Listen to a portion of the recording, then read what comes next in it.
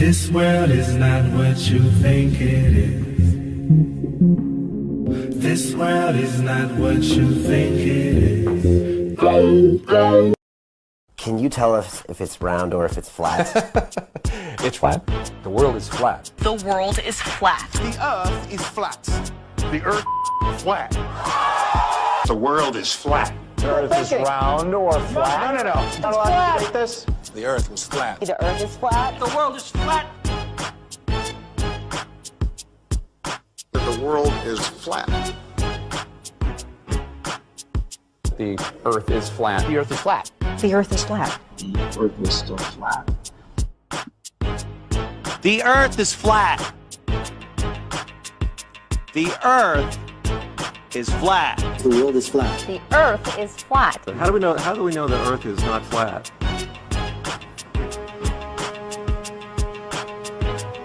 We don't. It's flat. The earth is flat. The earth is flat. Space Is fake. The world is flat. Do you understand what I'm saying?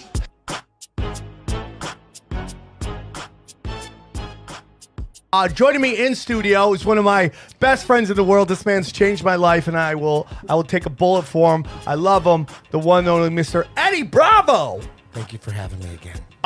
Very excited about our guest who's joining us. He is in LA this Sunday. He has a huge show called All Is Atom. Please welcome a legend of the game, one of the OGs, Santos Bonacci, everybody. How are you, brother? Hey guys, thank you so much. Thank you, very nice. Great to be here.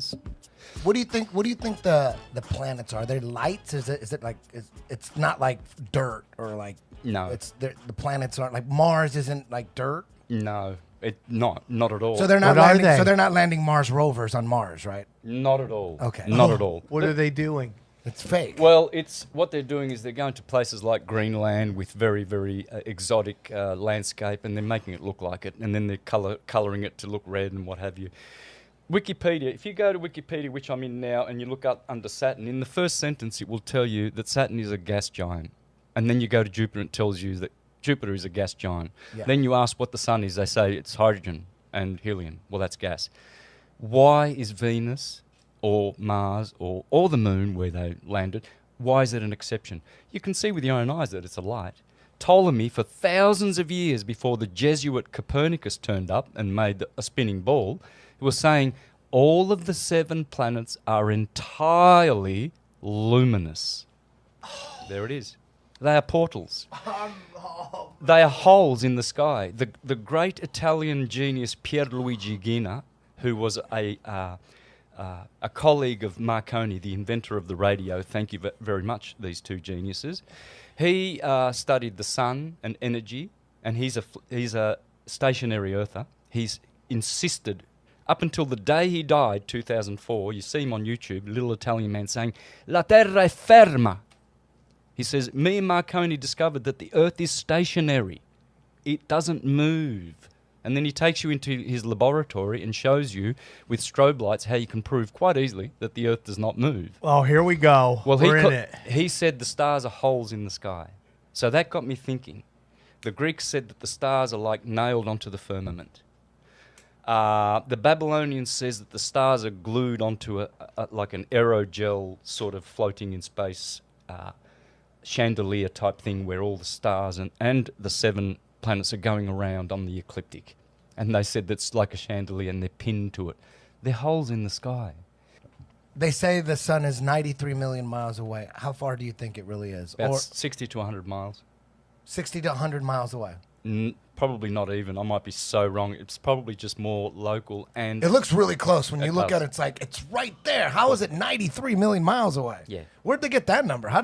What are they trying to do? What is NASA trying to do with all their space science? they're trying to make a godless world of Oh, my God. everyone is insignificant except for the rich people who've got all the money. They're significant because they're on the glossy magazines. You're not. And the sun's, and we're hurtling through space, and we don't know when it's all going to blow up, and blah blah blah. And there's There's an asteroid coming. We need an asteroid tax, right? Yeah, exactly. Give us some money, we'll stop it. We've got the technology. Yeah. Right? So Yeah. they're saying there's aliens. So if there's other aliens, we're insignificant. Are there aliens? Well, it depends what you call alien. In Bhagavad Gita, they tell you that the demonic entities that have been under the earth, there are 7 more planets that are discs. What? Yeah. So dimensions. In the fifth 7 flat worlds? pretty much. Yes, 7 Like levels. a book. So Like that's paper. where hollow theory and flat Earth Yes, collide. exactly. Or, no, syncretize. Yeah. I've syncretized it in all my countless flat earth videos that I've been making since 2015. I was one of the first ones that jumped on the flat earth. And when you went to Google and put flat earth in, guess who was #1 for 2 years in a row between 2016 and 2006? More than Eric Yours Dubé? truly. My yeah, man. me. Yeah, for sure. My man. Because I was putting out so many presentations because I'm coming from the Jewish tradition. I'm coming from the Bhagavad Gita. I'm showing how the Bible proves it with great etymological proofs. And no one else is doing that. Eric Dubé is not doing that. He's doing science straight. And all these other guys, they're just doing their, which is good. No judgment, right. but I'm the only all one good. who can show you from astrology, from the Bible, and from the East, and from all traditions, how they all syncretize and concur that the Earth is a stationary horizontal plane. I love You have to do it like that. If you don't do it like that, you can't do it properly. You can't just have one angle. You can't just say, oh, all the scientific experiments that have been conducted prove, George Airy, James Bradley, Sunyak, Michelson Morley, they all prove that the Earth is stationary, and that's your one angle. You can't just have one angle. So if you're asking, what's the Earth? Well, it's just ether in a gross, more solidified form. So however you look here and whatever you do, you are the same in your etheric body, which is wrapped around you in an aura. Okay? So, for instance, if you get your arm amputated because it's so painful and it's got, whatever, some disease, years later you can still be feeling the pain from it, right? Yeah. Why? Why is that? Because the magnetic ether is still there. Your etheric hand is still there. You can't amputate that. And the pain is in it. Because if you've got pain here in your mind and physical body, psychosomatic, physical and psychological, then it must be in the ether as well. Because everything departs from there. Where we go wrong is we've followed materialist scientists like Yes. Newton, Aristotle and Einstein. They are materialists, not Plato, who was a transcendentalist. So I'm a Neoplatonist. But that was done on purpose, right? Exactly. We put these guys. I talk about it with the. They're called the Boule, and like they've created these guys in the black community to drive this group of people a certain way, to think a certain way, act a certain way. They did that with science. They took these scientists, they pushed them to the front, and they pushed the narrative that these people at the top wanted them to push, And the truth of the matter is that human beings are trustworthy people. Mm-hmm. They want to believe because they're good people. They want to think you're good people. You see that a lot with these prank shows, right? Really what prank shows are is you're just fooling nice people. That's right.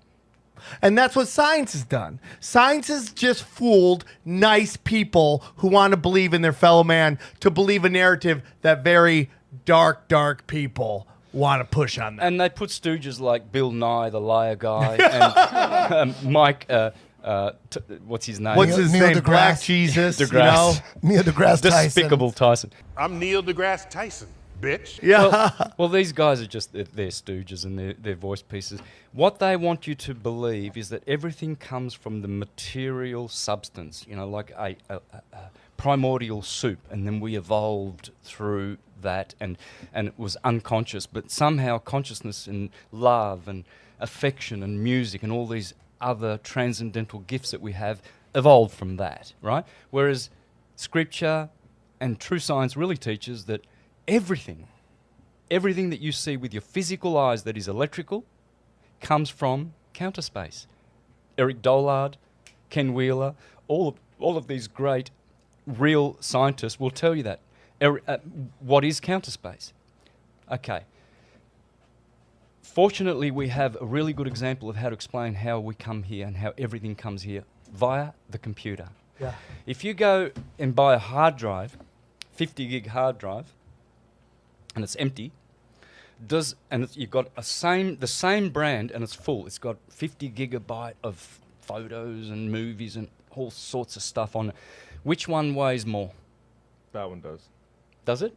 No, it doesn't. Come on, XG. They weigh the same. And yet this one's full and this one's empty. How is it that a computer full of data still weighs the same? Because the files, they're in counter space. They're not spatial. They're zeros and ones. They do not occupy any space. You can't open a hard drive and say, oh, there you go, there's my photo. Yeah. Like a doctor can't open your heart and say, Counter oh, there's space. that bad emotion that caused the heart attack. You didn't forgive your brother 10 years ago. Now we have to operate on your heart. Let's get this emotion and chuck it out. Let's check out your brain too and pull out all the bad thoughts. They're not there. Where are they? They're stored in counter space. So what happens is... Where is counter space? Exactly. Well, it's the transcendence. It's counter space is not visible to us, but it is where everything comes from. And atoms, redshift, blueshift, are what brings them out into the material world by means of a vibration, a toroidal field. You see, a torus field, like your torso, it's redshift, blueshift. You see, there is a red and blue yin and yang, which is always a subset to the black and white yin and yang. And the red and blue yin and yang is on the Korean flag. The South Korean flag has the red and blue yin and yang. All they're telling you on that flag is that those are the two colours of polarity of the vibratory physical world. The magnetic radiation world is not physical. Magnetism, which is 10 billion times more powerful than electricity, is spiritual. Thank you, John Mawelski. Electricity is physical. This is electric. Your spirit and soul, magnetic. Now, who created the sun, in your opinion? There you go. Good one. So, Getting points, dude. Yep. All the ancient Got Greeks... questions. Yeah, for sure. The sun is created... There's three suns, by the way. Like, there's three of you. Spirit, soul, and body. Okay? There has to be. It can't work any other way. Otherwise, you wouldn't be animated. You The can't- spirit and the soul are different? Absolutely, they're different. What's the difference? They are between- one, but they are different. And as magnetism and electricity are one, but different, you have to understand this. It's like fire has always got light and heat to it. But heat is different to fire. I can get heat without a fire. But fire is never separate from heat. So fire is one, heat is another, but they are one. And light, which comes from fire, is also different, but they're all one. It's a trinity. Fire is a trinity. Water the same. You get ice, you get water flowing, and you get gas. Well, there you go. Water is three states, so it's a trinity. Everything's a trinity, right? So who created the sun? Well, the Mithraics and the Zoroastrians, they taught that there are three suns. The one you see is the physical, and it makes the physical world. It's mental. Physical. Then the one behind the sun, they say the sun behind the sun, is the soul of the sun. Soul, S-O-U-L, is the same as soul, solar. Yeah. Sol Invictus, it was called. The invincible sun, Sol Invictus. It's the soul of the universe. The spirit of the universe is the highest Godhead, the monad, the highest part of the Godhead. Okay? So, like a computer, the spirit is the file, because it is spiritual. You can't touch it. You can't touch those zeros and ones. They're in counter space. They're in crystals. They're energy. They're not even forms. They're just energy. And yet, RAM in the computer delivers it to your screen. So Ram, which in Sanskrit coincidentally means soul, Rama, Sri Rama, the god of the Hebrews, Ram, so means soul. That's your RAM in your computer. The theatre is the screen. That's your physical body. Right? So the computer's teaching you how everything works. Just your computer alone. Is our computers like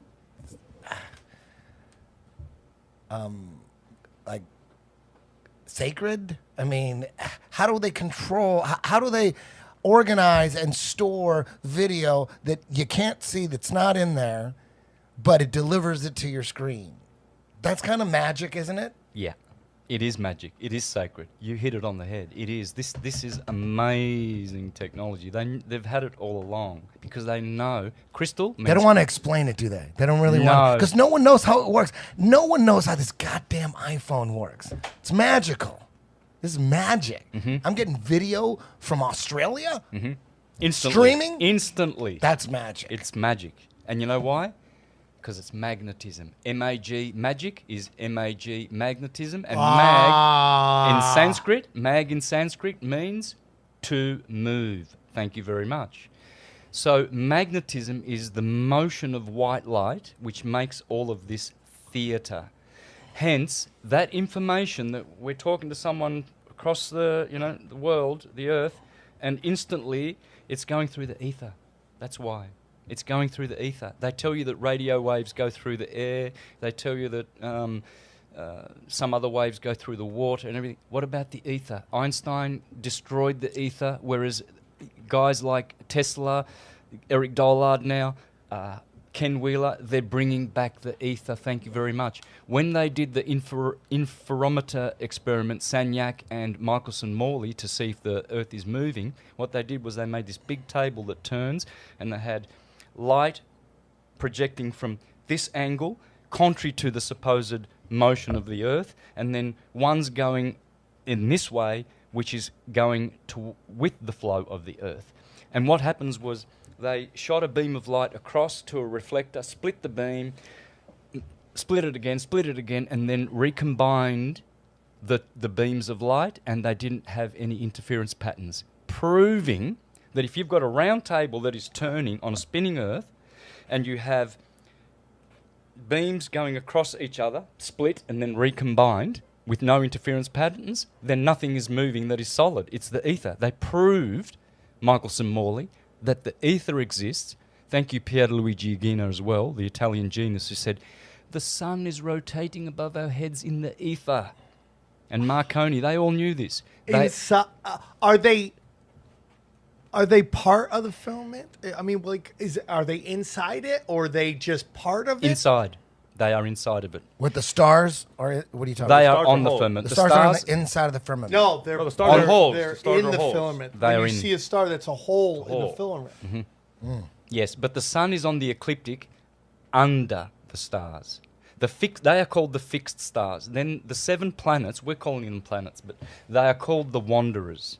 The Greeks called them the 7 wanderers, okay? Because they also look just like the stars, but they keep moving, whereas, Taurus and Aries, their positions never move, and yet Jupiter's going through them every year, and Mercury and the Sun, they're going through them on the ecliptic. Well, those 7 planets, according to the Jewish system, like the Russian dolls, like an onion, layers within layers, we on the Earth, we are one layer. Then the Moon's layer, the Moon is the first portal. She's the first wormhole. She has the first sphere above our heads. I believe that's what they call the ionosphere, the troposphere, and all these spheres, and then they call them belts. Kuiper belt, asteroid belt, Van Allen belt, sphere, belt, There's all sphere. the belts, man. Astro Toroidal- belt, Van Allen belt. Those are just... The planetary spheres. Oh, They are belts. man. They are Johnny's mind is blown. Look at him. I knew that. That's what those... So, do you think Nikola Tesla figured out, or did he know that we were on some flat, motionless plane? Oh, absolutely. How do we know that he figured that out? There was a quote from him that said that we're living in a realm. Yeah, That is I it is a heard realm. I'm not sure Realm whether it's is in a dimension, a realm. How come there? He died like in 47 or something, right? How come there isn't any video of him giving speeches or talking or interviews? Exactly. Why? They wiped them? I don't know. Possibly too dangerous. And you see, if you knew that the material model is wrong and the atomic model is wrong, it's a transcendental... Dude, you just blew my mind. Yeah, if you knew it, then you would be free from this system in every way possible, as I am. I heard Santos Bonacci a couple years ago, 2-3 years ago, when I was first going balls deep into flat Earth and was just trying to get as much information as possible. And the one thing that I use even to this day, I probably even use it on this podcast, this analogy. There's so many proofs that we're on a flat surface. There's so much. There's so many. Eric Dubé has like 200 proofs. He said he could do 200 more. There's so many. It goes on and on. But he had one that was it's like you just came up with it too, and it was awesome because according to mainstream science, there's four motions. We're spinning at the equator. The Earth is spinning 1,000 miles an hour. The Earth is going around the sun at like 60,000 miles an hour or something like that. 60, it's 65, 66, something like that. And then the sun is going around the center of the Milky Way at like 600,000 miles an hour, some shit like that. And then the whole entire Milky Way is shooting through the universe, shooting through space 1,000,000 miles an hour. So that's 4 different motions. That's like being on some kind like a Ferris wheel that's spinning, but that's spinning this way. Yeah. You know what I mean? And when you look at time-lapse photography of the stars, you look at time-lapse photography of the stars, there's only one motion. It's just all the stars are going around Polaris. And he said, why can't we detect 4 motions? There should be, especially at the incredible speeds that they claim we're going. Right? Exactly. So I use Good that. one. That's the one you came up with that. And then and man, I've listened to there's so many awesome, brilliant people out there like David Weiss and Dave Murphy and Nathan Oakley, Nathan Thompson. There's so many good guys out there. Shit, they're incredible. We had David Weiss on this podcast. And I listen to you. I have to tell you this. What? You are an intelligent, real good truther with a good heart, man. Well, thank you. Very intelligent. And everything you say is like the cream of the conversation. Even when you were talking just before about how things work, you know.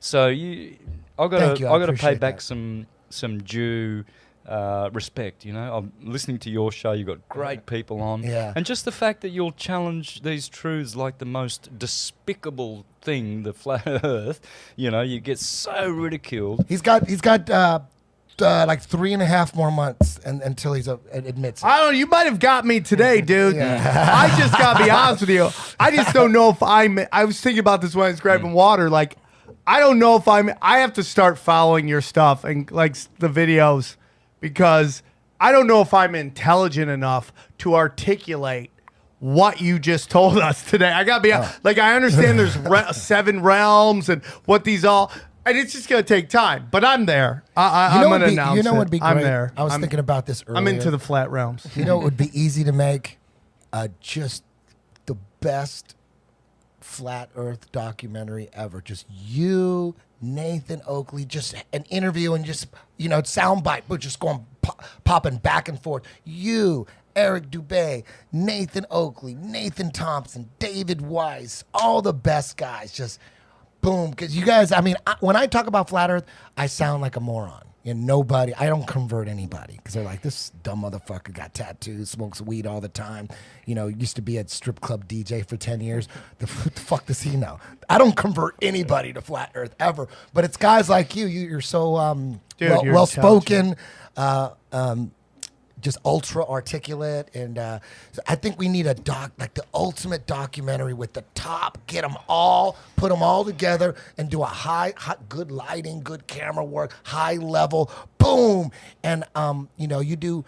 It would probably have to be like a 6, 7, 8 part series because to get it all like in 2 hours, like. All your shit, and it would take forever. It'd have to be carefully organized and put together. But I think that would be just amazing. Wonderful. I agree. We could.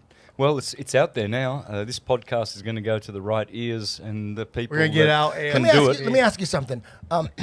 Obviously, you're well read, and it doesn't sound like you just started doing research, but. Obviously, there's brilliant people all over the world. They just haven't spent any time dissecting all the space science. They just haven't. They're super smart people, and if they looked at space like a detective, and didn't trust anything coming from mainstream information, my question, anyways, is what year and what made you think like, oh shit? They're probably lying about what we're on. Like, when was that? When did you have that flat Earth realization? What was it? 2014, early on in the piece. People were sending me videos of the early videos on flat Earth. And Who were who were the first ones on? Was Eric Dubé the first one on YouTube? I think they were. I think yeah, he was and the Mark first one, Sargent, right? They were the first ones, yeah. And the guys were making good arguments, like, how is it that cannonball can shoot a cannonball up and then it falls straight back into the cannon if the Earth is moving and things like that. Oh, yeah. And aeroplanes flying from Los Angeles to Paris, 8-hour trip, going in reverse, 8-hour trip. I thought about that, and I'm thinking, wow, how can I ever disprove that? But I've had 4 years prior to that moment of teaching using the Ptolemaic stationary astrological model, but explaining it with heliocentric Copernican explanations. So people were seeing two things in my presentations. So because I was a truther, they were sending me the videos and putting me to the test and saying, well, hey, man, if you're a truther, what about this one? So I had to research it, which I did, due diligence. And I realised immediately that the model I was using in all of my presentations was the true model, only I was explaining it with ball moving explanations. It didn't discount the material that I was doing. It didn't destroy it. It still stands. That I left the videos up, but now everything changed and shifted, and I can explain it fits in. So it's more. So now you're like, oh damn, they were telling the literal truth. Mm-hmm. You were trying to translate it into the heliocentric model. Spot on. Yeah, spot on. And then you realize, wait a minute, there's no translation necessary. They fits. Actually meant this is a stationary plane. It was a literal thing. You were probably thinking like, that's like a metaphor. For me, it was a smooth transition because it's already in my past works. But for people out there, like a lot of people really hated the fact that I, an astrotheologian or syncretist, would go to this horrible new world order teaching of the flat earth. One guy made a video and said, Santos has gone on to the flattest world order. I remember that word, the flattest world order, and stuff like that. And a lot of people put videos out against me, and it was really bloodshedding Why days. are people so angry about it? Why do they get so mad? And what does it upset them so much? I know why. I know. What upset me was, dude, on my iPhone, I had a picture. Every time I turn on my phone, now it's my baby boy. But it used to be the default setting was the Earth, the blue marble. So anytime, the first guy that brought it up to me was a guy named Manny. He's one of my students, and he's a total truther, just like me. We talk about a lot of shit. Then he would say, dude, you ever look into flat Earth? And at that moment, I wanted to break his sternum with my fist. I just wanted to punch a hole through his chest. And I thought I lost a soldier. I thought like, dude, you better not ever bring that shit. I go, my phone has I look at Earth every fucking day multiple times. So shut the fuck up about that. I'm looking at a picture. And then another guy, Ernest, guy goes, hey, you ever look into flat Earth? Another student. What year was that? Like 2015, 16, something like Okay. that. And then Ernest, another student, he said, you ever look into flat Earth? I'm like, fuck, dude. I'm losing, dude. I go, I gotta have a vetting a procedure here to get. Too many crazy people are entering my class. I got to cut them off, and I was really angry. So then we battled. Like, I'm gonna prove it once and for all. He goes, do you think that picture on the phone? Do you think that's a real picture? Go online and see if that's a real. So I went on. I went to before I went online and went to Google and put pictures of Earth from space. I heard that argument before. I heard like, dude, just go put pictures of Earth from space. But it was just like in the back of my head. So once I began, my quest to prove the Earth was a ball, that was the first thing I went to. Pictures of Earth from space. And I thought, look at all these pictures going to come up. Earth going to be round, going to be a ball. So when they all popped up, I looked at it and said, everything was like NASA.gov, NASA. And I was already a believer that the moon landings were hoaxed. And I knew we couldn't trust NASA. But I had no idea. I thought NASA was about the moon and that's it. I didn't know NASA controlled all space information. I didn't know that.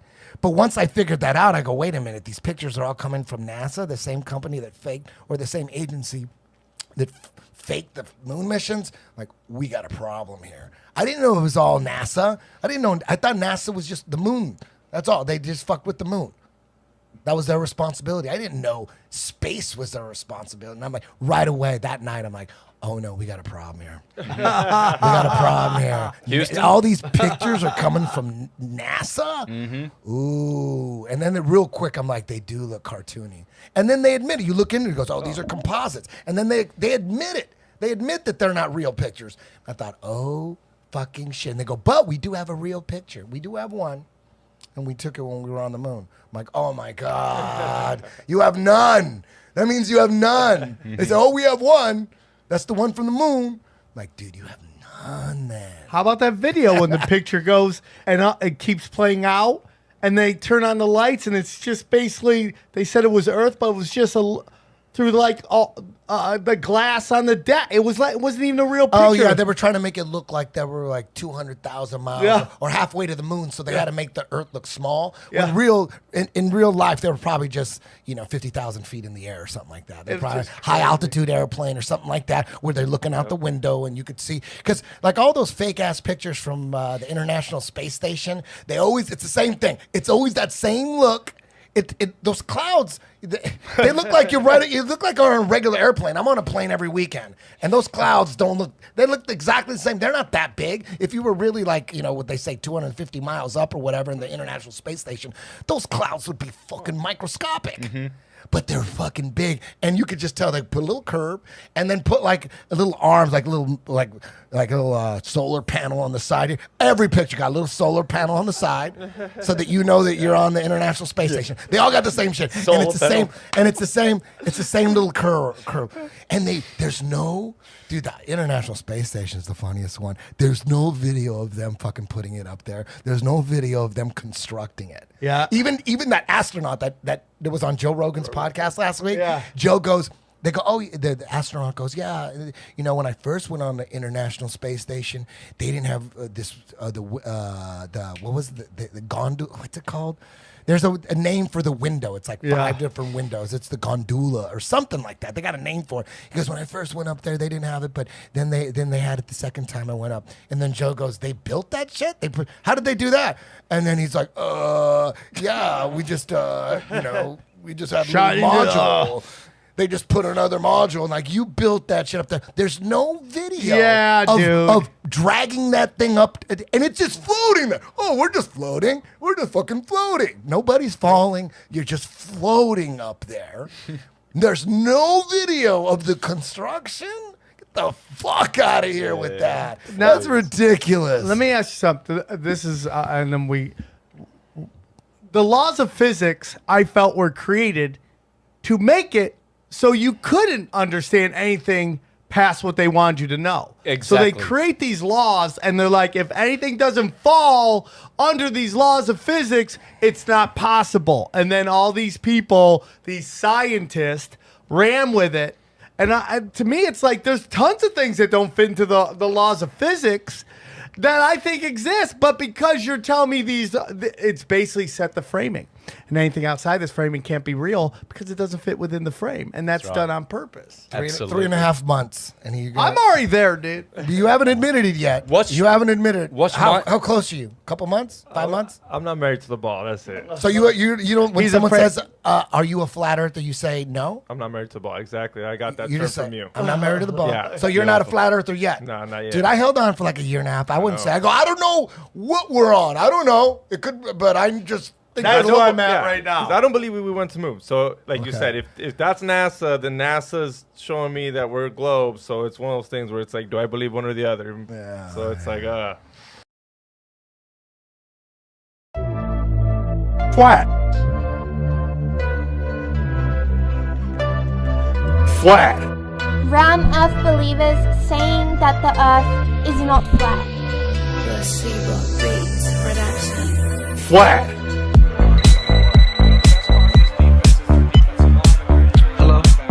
Yo, what's up? Nothing big, just watching the game, having a bud.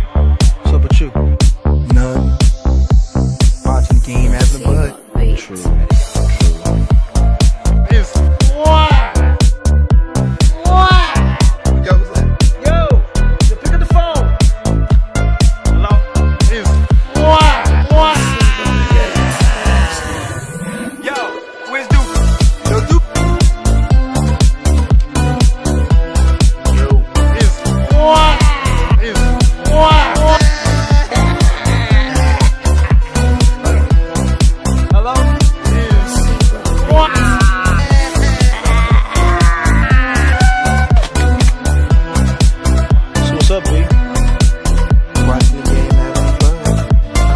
panneaux solaires photovoltaïques et à nos batteries, dépendant de la partie à l'ombre, derrière la Terre, de l'autre côté de la Terre.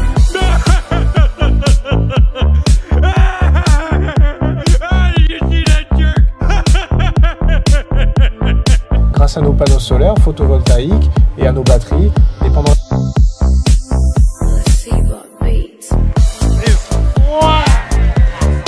What y'all doing? Just watching the game, having a bud. What's up with you? Watching the game, having a bud.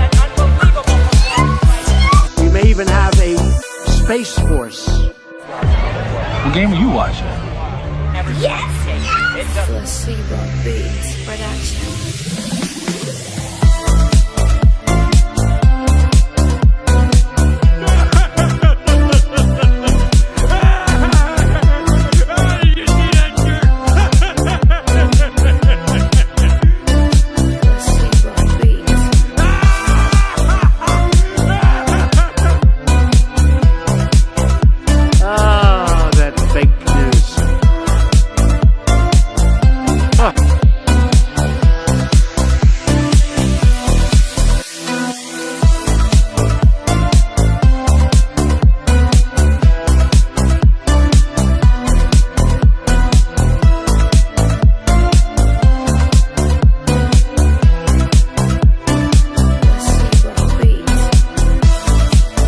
Earth is a giant ball of lava with a thin crust on the top, which we think of as like the surface, this thin crust. And it's mostly just a big ball of lava. What would you do with a brain if you had one? The Earth is flat. This world is not what you think it is. This world is not what you think it is.